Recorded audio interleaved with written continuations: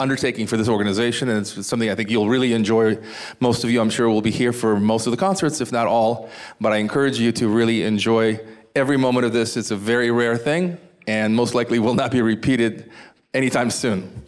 Now, the other thing I need to tell you is, for this pre-concert talk, I have a relatively new partner in crime, someone, though, I've known since I was 12 years old, and it's someone who is the magical voice of exploring music, Bill McGlaughlin. Please help me welcome him to the stage.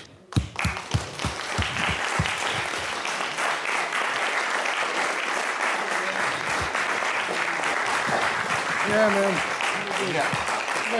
I got this.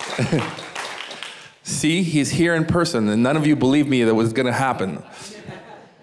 Boy, did you grow up handsome. I know, I'm telling you. I do remember when he was a 12-year-old kid, he was so talented. His pop came on. His pop was one of the great bass players in the world, and he came to Minnesota from Leningrad. He was the first bass player in Minnesota Orchestra. And I thought, oh man, I want to interview this world-famous bass player.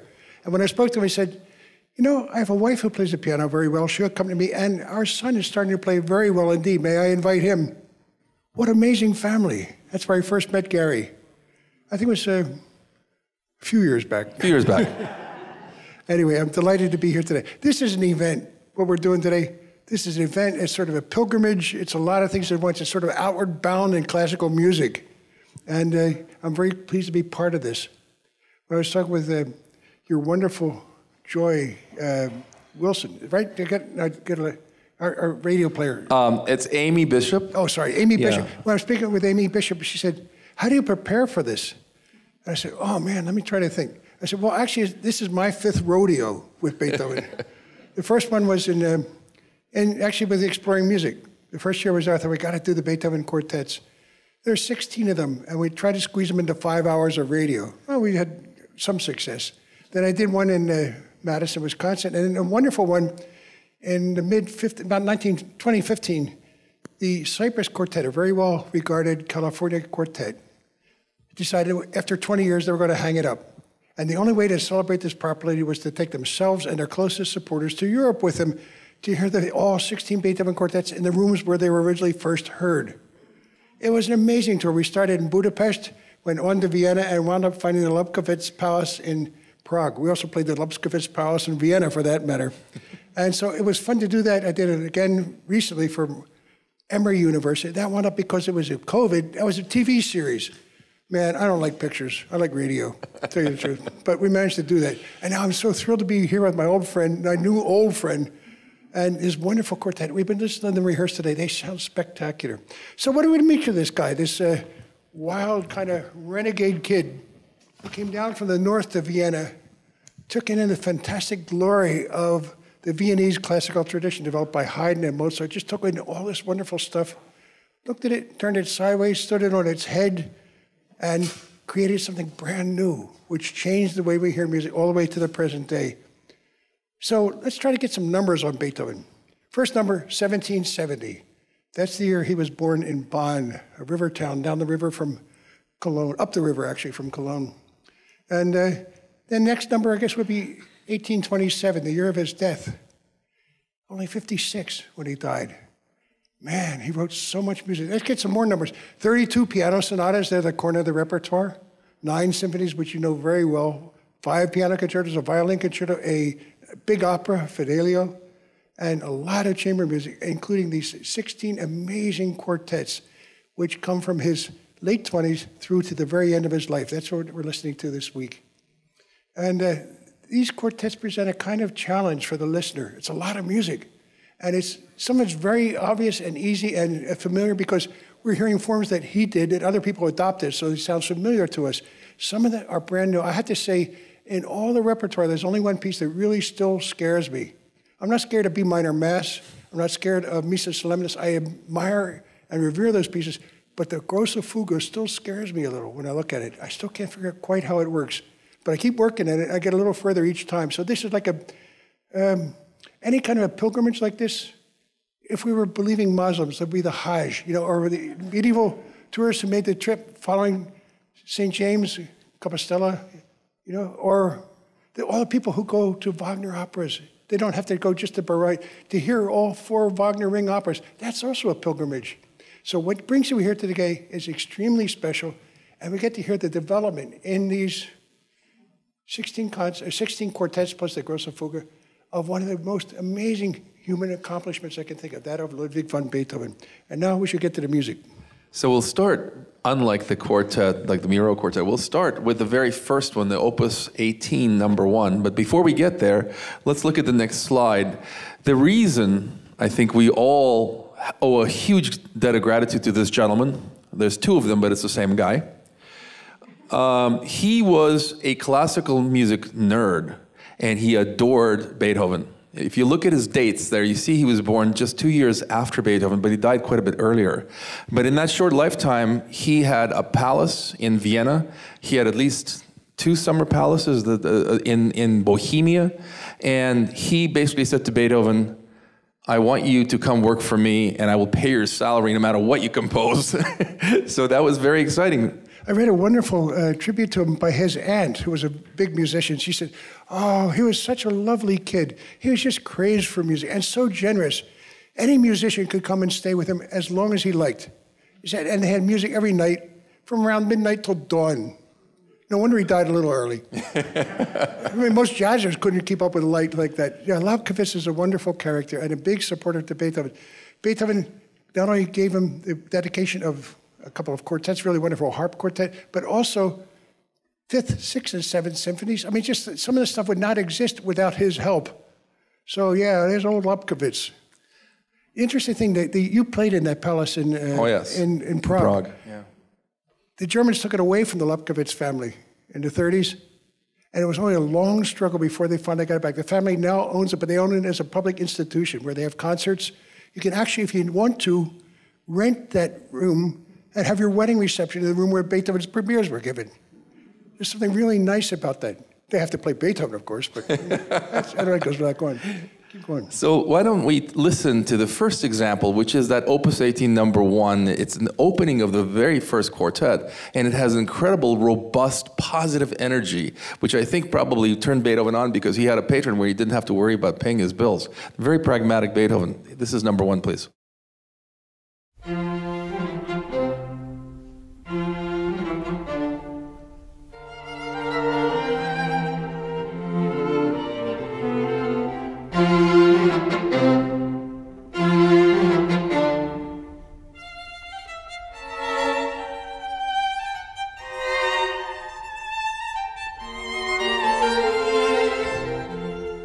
So we really hear the ability of Beethoven to say, I have arrived, you know?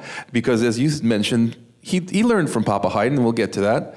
But this is unmistakably Beethoven. And it's Beethoven with humor. I think a lot of people don't realize that the Beethoven we're going to talk about today, for the most part, was a very happy young man.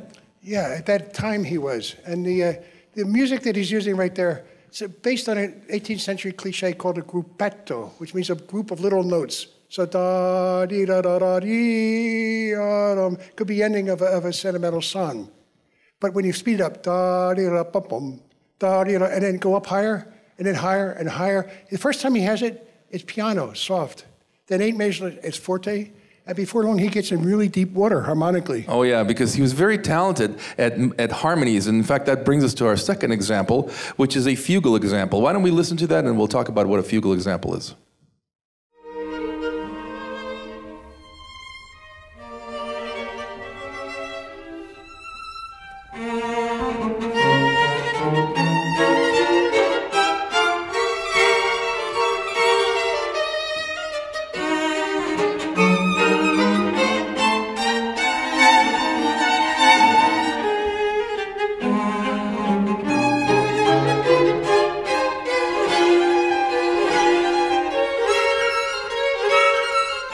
Some of you may not know that Mr. McGlaughlin is a very talented and prolific composer. So I'll ask from the horse's mouth, what is a fugal interchange?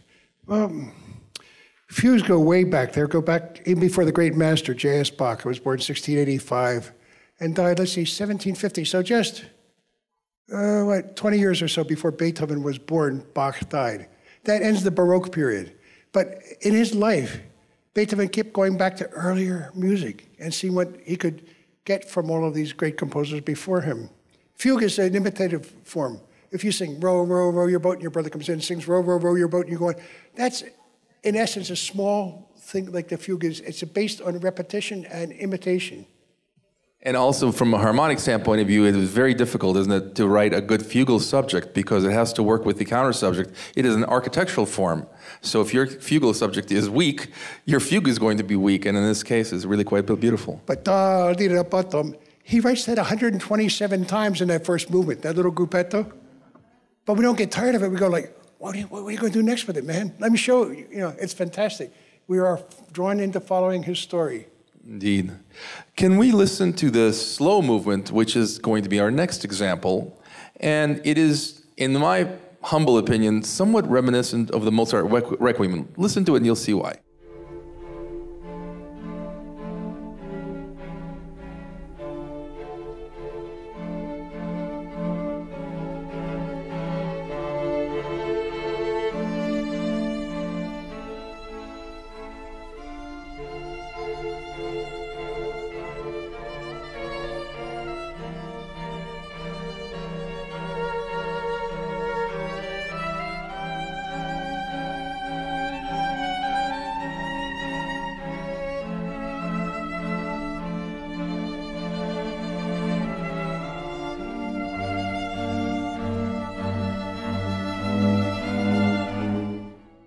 So you can see that the carpet, right, underneath the melody of the violin, it puts in a very serious mode, and yet the violin soars with this endless melody. I always think, who was Beethoven's neighbor in Vienna who was the great songwriter? Yeah.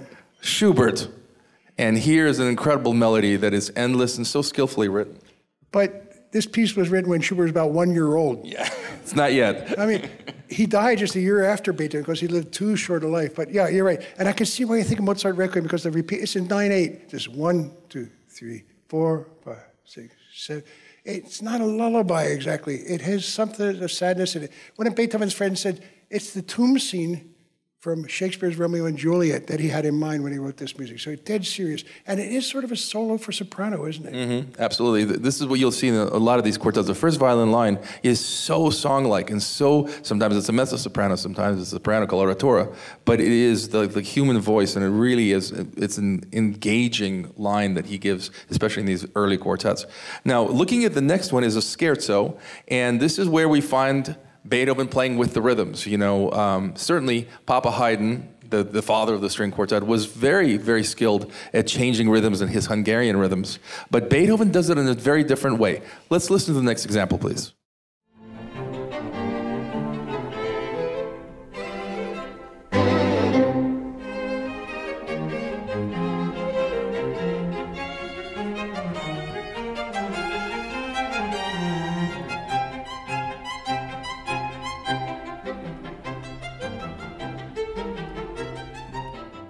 So, Italian opera? Yeah, not only Italian opera. This is a spot where Mozart or Haydn would have had a minuet, which is much slower music in three-quarter time. This is really fast music in three-quarter time, and it's not a minuet, it's a scherzo.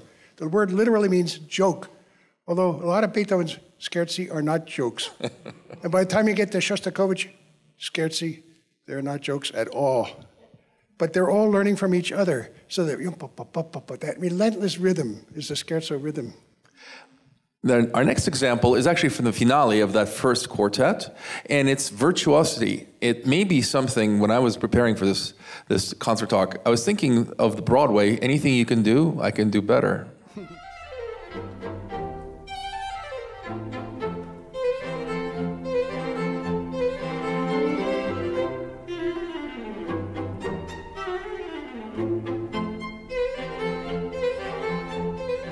Sounds like they're just having a ball, like tossing a ball back and forth when you're kids.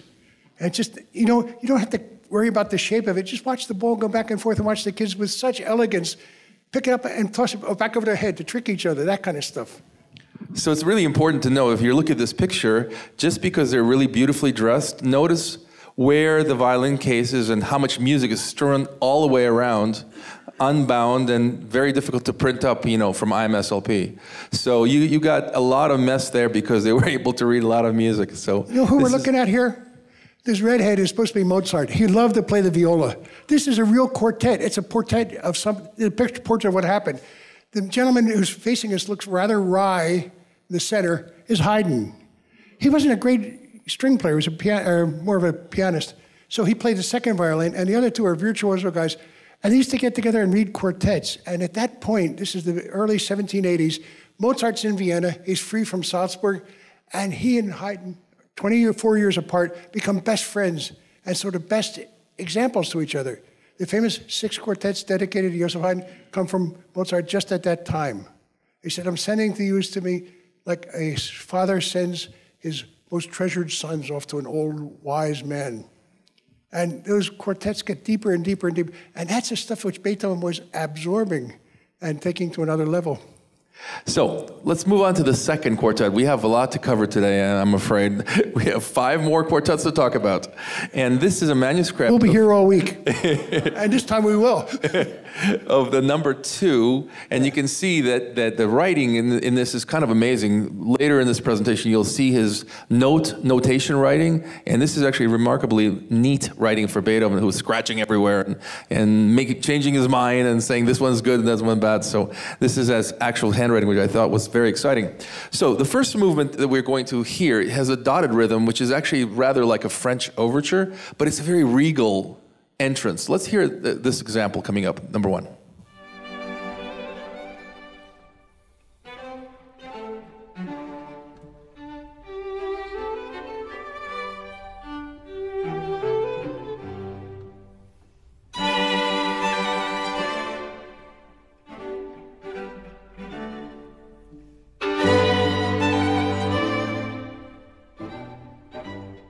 So you know why that's called a French overture? Anyone have an idea? I guess it goes way before the time we're talking. It goes back to the time of Louis XIV in Paris, when he had a wonderful composer who was actually Italian. Became Jean-Baptiste Lully, but he was actually, Joey Lully from down the block in Salerno or something. And when he got there, he was smart. He figured you have to flatter the king. The king wants to make quite an entrance at the beginning. So when you can't just like bump it up. No, you have to anyway. Louis XIV was very proud of his dancing ability. His primary role when he was age 14 was playing the part of Apollo in an opera. And he used to make all of his noblemen learn these elaborate dance steps. People thought that was so they couldn't overturn him. They were too busy learning the dance steps. But that's where French rhythm comes. Dum, da-dum, da-da. If you keep singing over the king, da-wah, da-wah, da-wah. Here comes the king. That's French overture. I love it. That's fantastic. And in this, you'll see that this is where the first violin actually plays a role of the concertmaster in the orchestra, and then all of a sudden the soprano, which answers it. It's just such a magical thing in 4 bars. Yeah. Quite special. Our next example is from the development, and this is a complete change of mood. And this is another thing I think that we learn that Beethoven is now departing from what Haydn taught him. Haydn, I don't want to say is predictable, but certainly has a certain formula in the early quartets, and this guy breaks the formula all the time. Let's listen to the next example, please.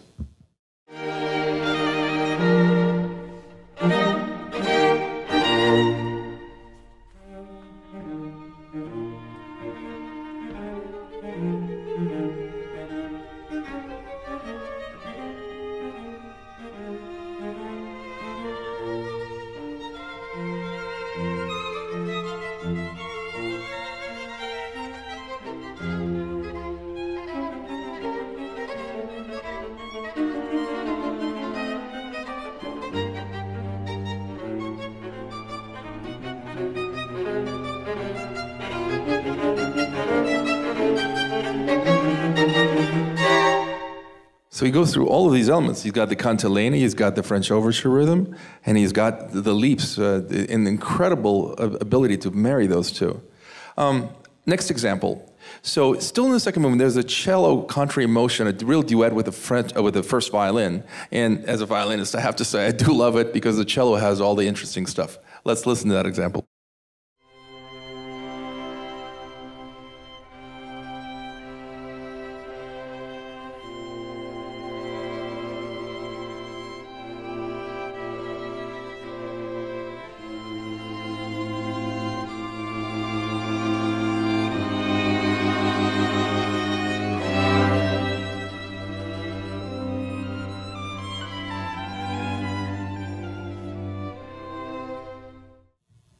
So this is a slow movement, right? And Bill and I were talking about today that our next example is an allegro, a relatively quick tempo.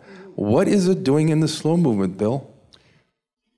In a slow movement? Well, he likes to shake things up, that boy did. Exactly. He wasn't going to let you stay still and fall asleep, not on his turf. So basically, in my slow movement, it's going to be fast in places I want it to be and slow in other places. That's right. Let's listen to the next example, please.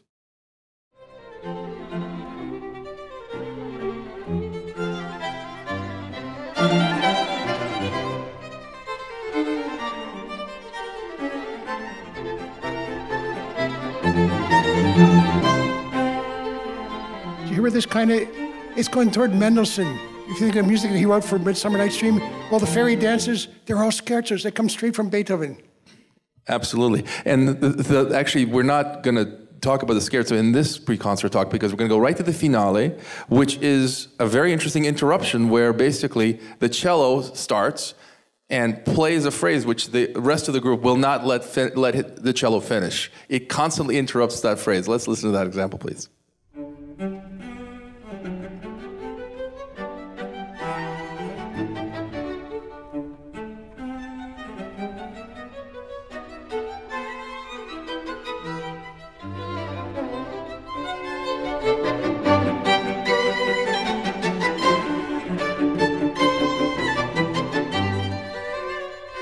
That's how fights start in string quartets. And it always winds up, the tune gets back to the first violinist, doesn't it? Of course, it's always the first violinist's fault.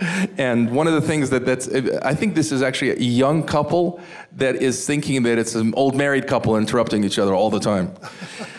Now, this is a small, if you will allow me, a small sidebar here. I want you to look at the kind of cello, the string instruments that Beethoven would have been used to right around the turn of the 1800s. And you can see that in this cello, there's no end pin, and the fingerboard itself is quite short. And the reason that's significant is because in some of the later quartets, you'll see that he scores a lot of music for the cellos to be very high up, above the fingerboard, in fact. And that is something that's very difficult to do because it's not supported. The reason the fingerboard was invented is to support the finger so it doesn't collapse through the string.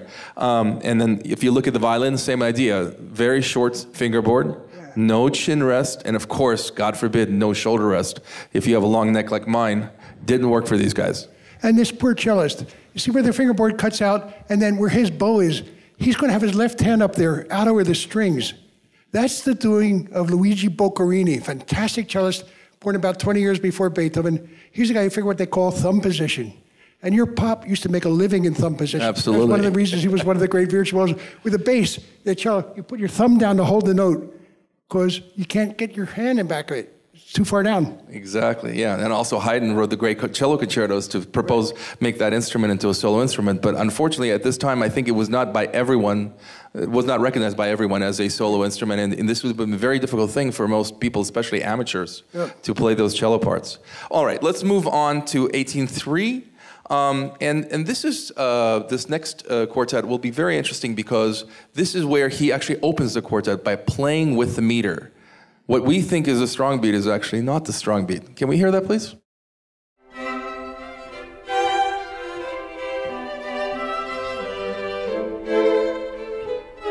Kind of a march, 2, 3, 4, 1, boom. It's a second. Yeah, it's always on the second beat, but if you really don't listen carefully, it's like that. Da, da, da. Is it a pickup to the first beat or is it on the beat? Remember I warned you about Beethoven's notation? Take a look at this notation, and this is the good one.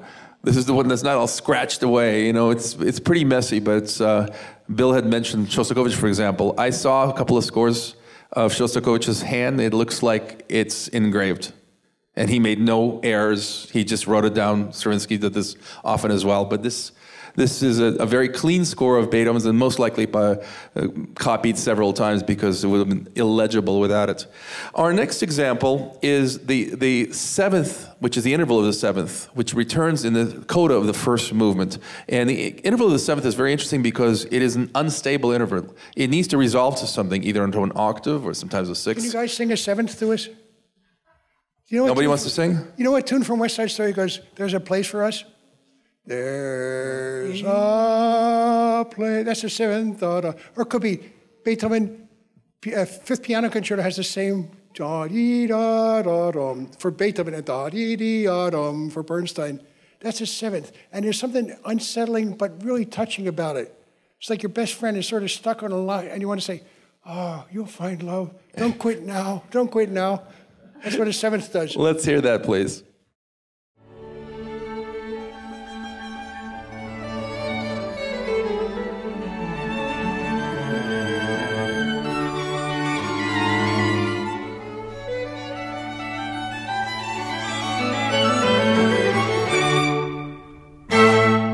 Nice.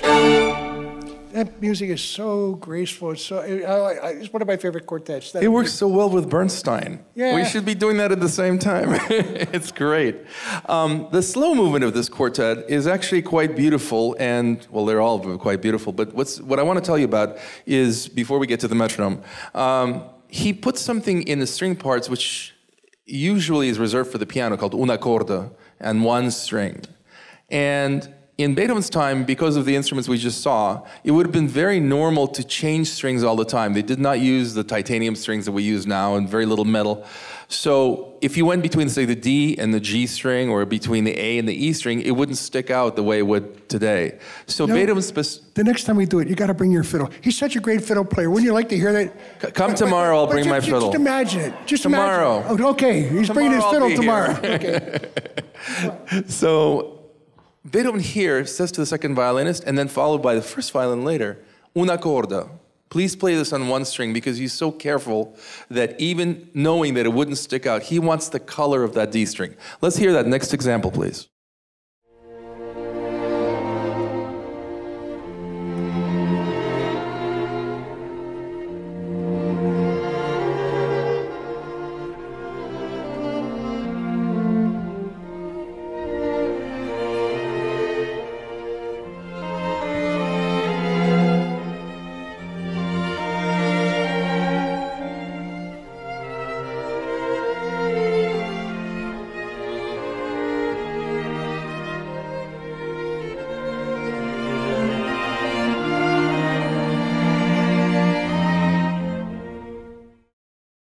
Something so beautiful about the color of the inner voices, which is why I'm sure Beethoven heard us.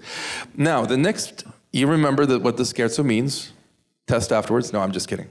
It's just a joke. So in this joke, actually we were talking about this afternoon. Why would you tell a joke if you stop in the middle all the time? Let's listen to it and you'll find out. Could be Mel Brooks.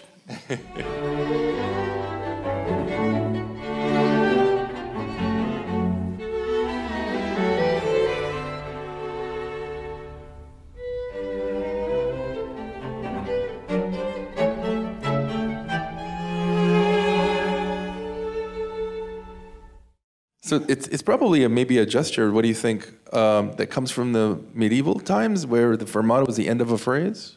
Yeah, I know. Gregorian chant does that. It stops for a second. That's also true in Bach chorales. They stop at the end of a phrase.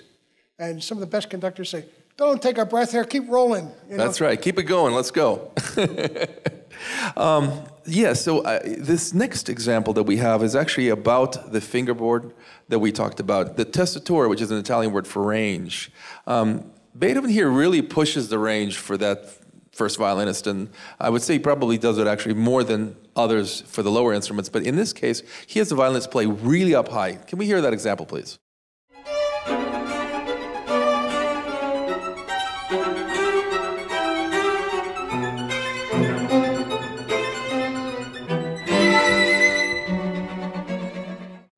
So the first violinist plays a full 2 octaves higher than everybody else. Yeah, that sounds like a battle scene to me. Yeah. Can you see swords clashing? I hear that a lot in Beethoven. There's an energy in his scherzos. That's why they're not just simple, funny jokes. Sometimes the jokes are sort of on us, but it's great fun because we get to experience it. Absolutely, incredible. So let's talk about this thing on our left. This is actually Beethoven's metronome.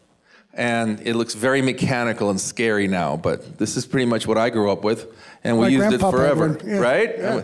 We used it probably from before Beethoven all the way to the 1970s. You move the weight up and down, and it determines the speed of going back. You understand what the metronome is weighing? How many beats per minute is the way it's expressed. Yeah. So if you go like boom, boom, about a second, boom. If you do boom, boom, about 120, that's march tempo. So that'd be 60, 120. Anything is like, 180 is like dum, dum, dum, dum, dum. Exactly. So you can see on the right there that you wind up the screw, right? You wind up what is it? The key, but the key is it makes the gears move at a certain point. You're applying pressure to the spring. The spring, exactly. Yeah. So the big, of course, controversy is some Beethoven markings seem to be incredibly fast. And people say, well, was his metronome broken, or did he not pay the bill for renting the right metronome? If your metronome were broken, it would be the first thing you notice as a musician. Because if your metronome's going like boom, boom, boom, boom. It's supposed to go boom, boom, boom. It's supposed to be very even. If it's not even, you know right away. I think what happens, though, here's the thing. Beethoven didn't have a metronome until about 1810 to 12, long after these first quartets were written. He fell in love with it because he said, people have been playing wrong tempo in my music since I've been writing it. So I'm going to write down exactly what tempo they have to play. But here's the thing. He was deaf, completely deaf. And I noticed when I was a conductor trying to work out tempi to work with dance companies, where it's very important. You don't want to leave the star dancer up in the air too long, or he'll fall. You got to get the tempo exactly right. So I used to spend a lot of time working on that. I noticed I just did it at home and didn't actually sound it out loud. I usually got tempi that were too fast. If you actually hear the sound, you have to allow the sound to dissipate, be in the hall, and then you get slower tempi. That might be part of why Beethoven's very fast tempi seem too fast to us now. I don't know. Indeed. Let's move on to 1804. This first example is actually the first time he opens a quartet in a minor key, and it's a very serious beginning. We were talking about why that might be. Why don't we listen to it and discuss?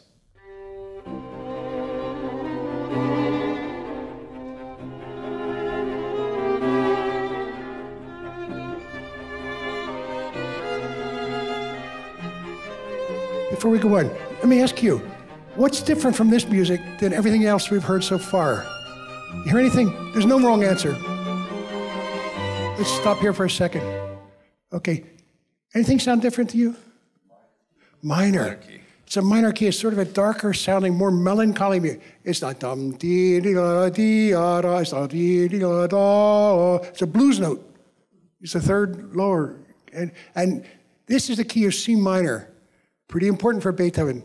His first Opus 1 had a C minor trio, and then there are two C minor sonatas early on, the most famous of which is Pathetique, and then his last sonata, 111, also C minor. And what's his most famous symphony?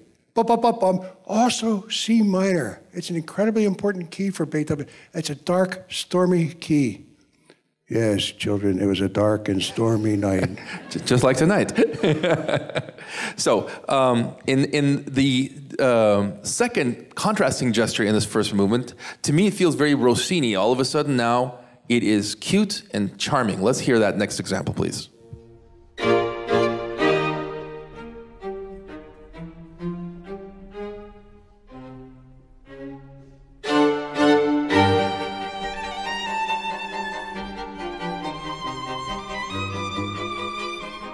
That's good, Gary. I never thought that Rossini, but he's right. Like there's the servant looking around, making sure the boss doesn't see him. That's exactly what that sounds like. Well, I grew up with Warner Brothers cartoons, so this is Elmer Fudd, Yeah. Catch the wabbit. So the second movement is a scherzoso. You want to tell us what a scherzoso is? Sorry, scherzo? It's like a scherzo, but a scherzoso. Is it maybe a less serious joke or a more funny joke? I don't know, more notes, more words, more letters, I don't know. More letters, yeah. It's interesting, you don't see scherzoso in too many composers other than Beethoven, but right. This scherzo is a charming fugato, if you can believe that. Let's listen to that next example.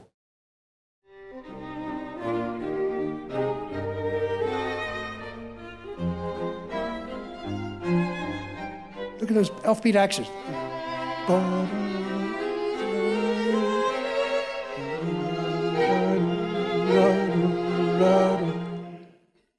Yeah, if you come tomorrow when we do a deep dive with Bill over at the Hammond Carter, you'll learn all about the difference between sforzando and the riensforzando, and it's really an exciting difference. So we'll see you then tomorrow. Yeah. What about the third movement here? So we keep going back in these quartets between scherzo and minuet and trio. In this case, it's a minuet coming up, but it's a minuet in C minor. So it's maybe a more gravity to this minuet. It's not just charming and cute. Let's hear that example.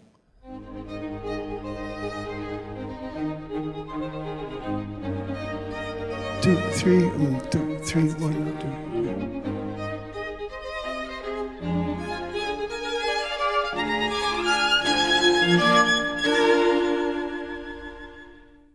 Yeah, so this is part of the trio, and it takes the violin up high again. So if you remember how short the fingerboard was, it would be a real challenge to actually hit it. And also the strings, I have to say, it'd be challenging to keep them in tune because the gut strings don't really like it when you play that high.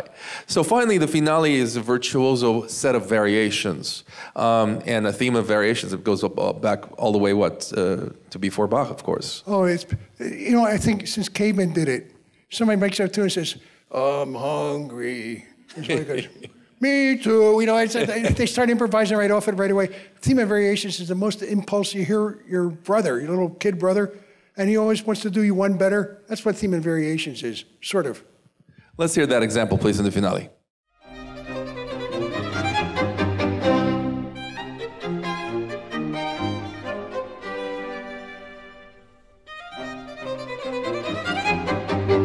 Can I ask, how many of you studied the piano when you were kids? Whole lot. You know the Haydn Gypsy Rondo? It's almost the same music. Haydn was growing up and Beethoven was growing up. This is the Austrian-Hungarian Empire. People were flowing all over the middle of Europe, including a lot of gypsies. It's not nice to say gypsies anymore. Like people keep telling me. But Haydn called them that, Beethoven called them that, and Schubert called them that, and Gershwin called them that, and sad as a gypsy serenading the moon, Cole Porter and those guys called them that. It's no harm to call, actually in musical terms, being a gypsy is a really good thing, right? Absolutely. Some of the most talented people are referred to themselves as gypsies, at least they did in the past. Let's look at 1805. One more to go after this. Very serious opening. It's more like almost like a gigue. Let's hear that example, please.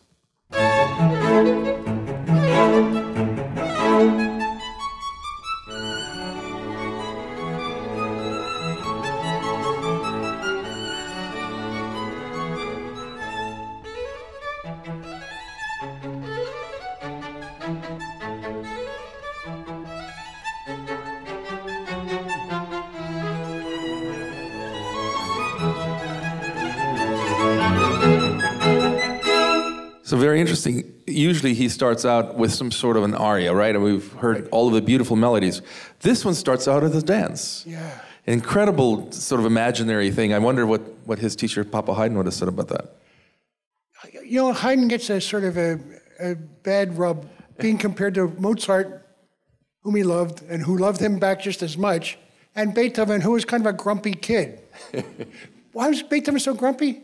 Well, his grandmom was a terrible drunk. His grandpa on the mom's side was a wonderful musician, but then grandmom, who was a drunk, begot Beethoven's father, who was even worse drunk. And maybe he's the guy that actually beat Beethoven. And poor Beethoven grew up in a terribly challenged family. By the time he was 16, he had to have himself declared the head of the family just so the father wouldn't drink the money away. He's in charge of it, you know? So he had a kind of chip on his shoulder about anybody who would be called Papa Haydn. Yeah. Did not have an easy childhood or life for that matter. Yeah. Now, in the second movement, which you would expect to be probably a slow movement, no, he gives you a minuet, and it starts out on the upper two strings, just the two violins. Let's hear that, please.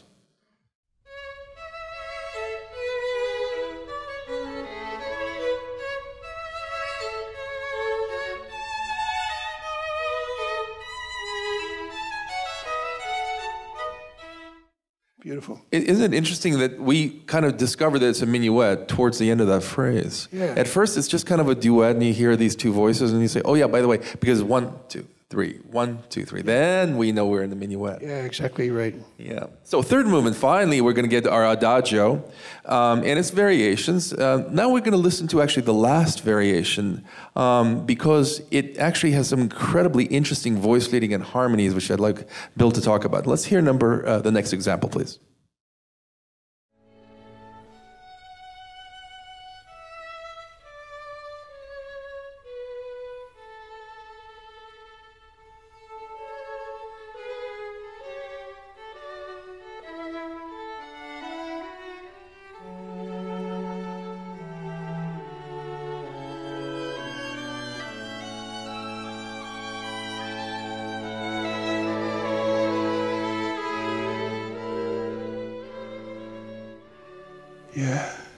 So that bouncy, ba-dum, ba-dum, Yeah. it's different than... Can I ask, any of you guys sing something like that when you were kids?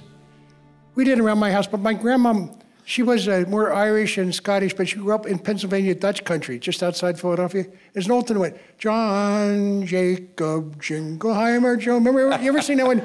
That's my song too. And before I run play my flute, that's old Pennsylvania Dutch stuff.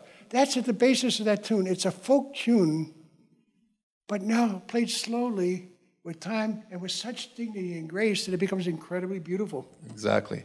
So let's move on to our final quartet tonight. And the first movement of this, we had just mentioned how different this last variation was. Well, now this could be in some ways mistaken for Haydn. Let's hear that example, please.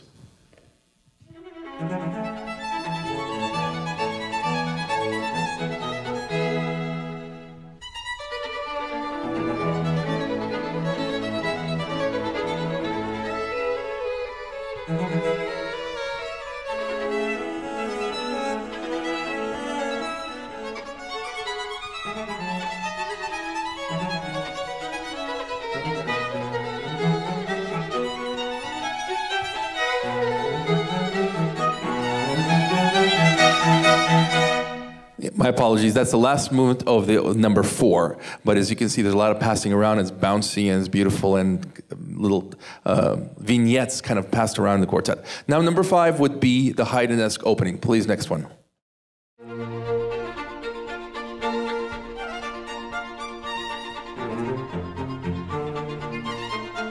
It's pure classic, isn't it? The balance back and forth, boom, boom, boom. So if a cathedral, one pillar here, one pillar there has to balance. That's classic.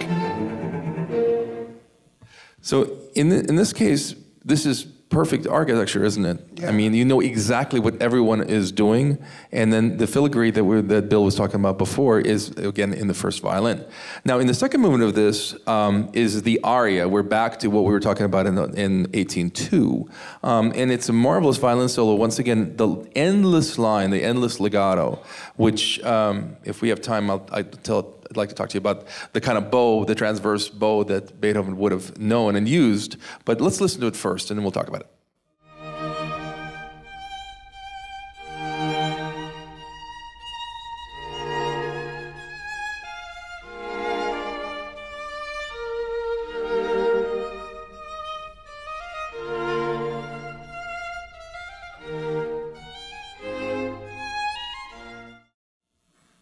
So in this case, you hear a lot of pa-yum, pum. You hear a lot of those releases on the ends of the slurs. And the kind of bow, the transverse bow that Beethoven would have known, or even the Baroque bow that many of his compatriots would have used, naturally does that because it curves this way. Whereas the Tourt bow, when you hear the quartet play tonight, and most of the people, it curves this way. So it actually is designed to sustain, whereas this bow is designed to release. And it's got an incredible elegance to it, which I think most of us who play with the, quote, modern bow, we love the Baroque bow. It's fast, like greased lightning, makes you feel great technically, and it's really fun to play.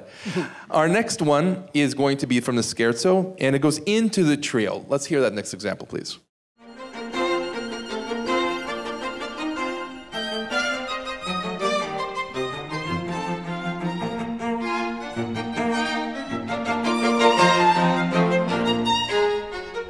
Stop for a second. Can I ask you a question? Can you clap along with it? Stop for just a second. We're going to go back and play that again. Can you kind of click your fingers or clap your hands where you think the beat is? Like, it's always like 1, 2, 3, 1, 2, 3, 1, 2, 3, 1, 2. See if you think that's what it is. And let's play that example one more time, John, please. Try it.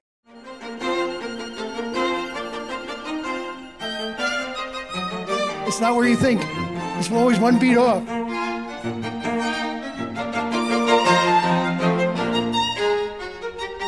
How hard is that for a quartet to learn? It's very difficult to...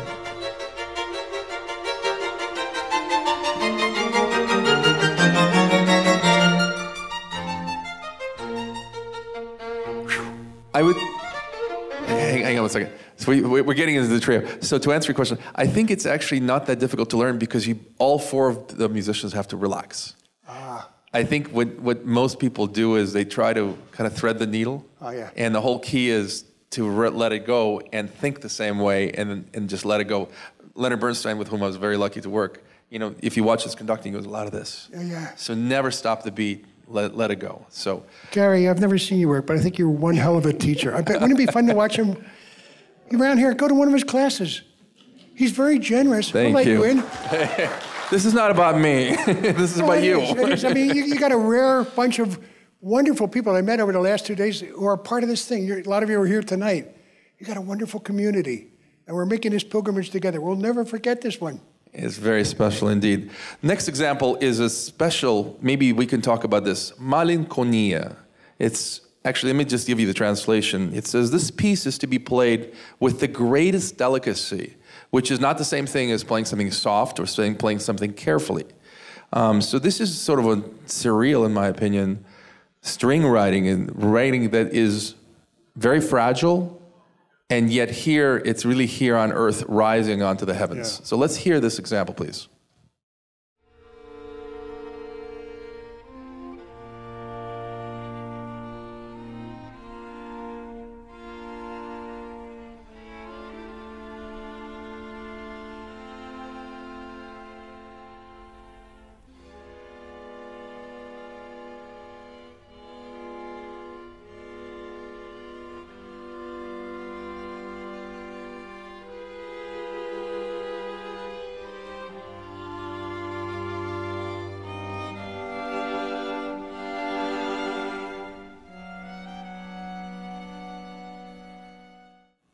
Yeah. Incredible transition in the last chord out with a D and an F natural into the F sharp. Yeah. So it's real transformation, like in days. Melancholia.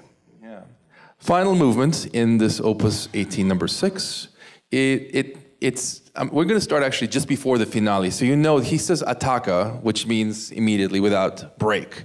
Now, why would a composer do that? For example, tonight, we're not going to have late seating because he says attacca. So fortunately, you guys are already here, so you don't have to worry about that. Let's hear that example, please.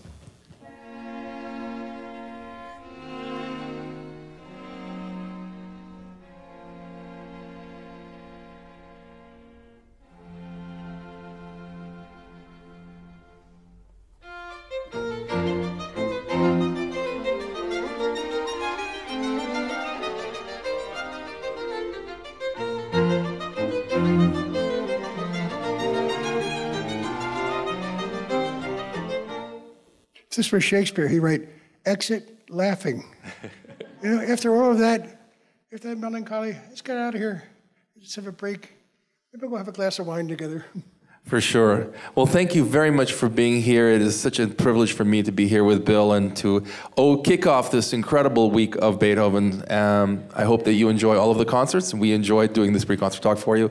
And so tomorrow's election day. I would say vote early. If they let you, vote often, but definitely come to these concerts as often as you can. There you go. Thank you very much.